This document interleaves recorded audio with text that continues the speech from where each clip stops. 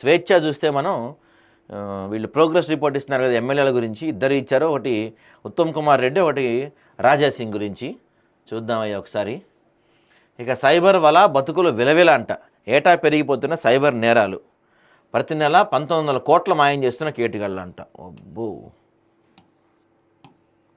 కక్షణ వివక్షణ, ఎందుకింత నిర్లక్ష్యం, fertiliser quota ఇవ్వని కేంద్రం, రాష్ట్రంలో ఏర్పడుతున్న ఎరువుల కొరత. ఓ పక్కన ముఖ్యమంత్రి గారేమో అసలు అట్లాంటిది లేనే లేదంటున్నారు.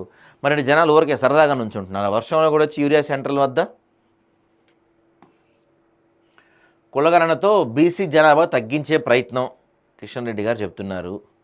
ఆరోగ్యశ్రీ 10 లక్షలు, సర్కారులో సూపర్ రికార్డ్ లిమిట్ పెంపు, తర్వాత పెరిగిన పేషెంట్లు, అత్యధికంగా నెఫ్రాలజీ, ఆంకాలజీ, పాలిట్రామా, యూరినరీ సర్జరీలు 10 లక్షలకు పెరిగిందంటండి. ఇక టూరిజం సర్క్యూట్లపై ఫోకస్, ఫస్ట్ స్టేజ్లో 8 నుంచి 10 సర్క్యూట్లపై డెవలప్మెంట్. ఎంతైనా ఈ మధ్య తెలంగాణలో కొంత టూరిజం అనేది తగ్గింది, మరి దాన్ని పెంచే ప్రయత్నం చేస్తారట.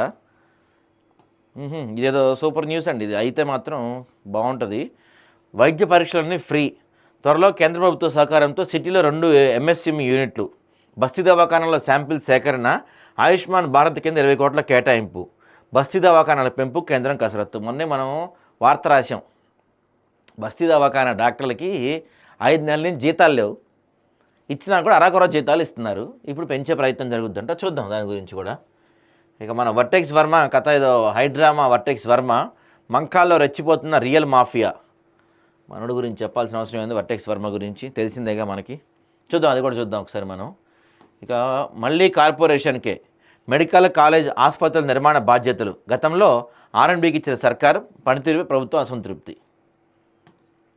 సో స్వేచ్ఛలు ఇవి కనపడుతున్నాయి మనకి. ఇక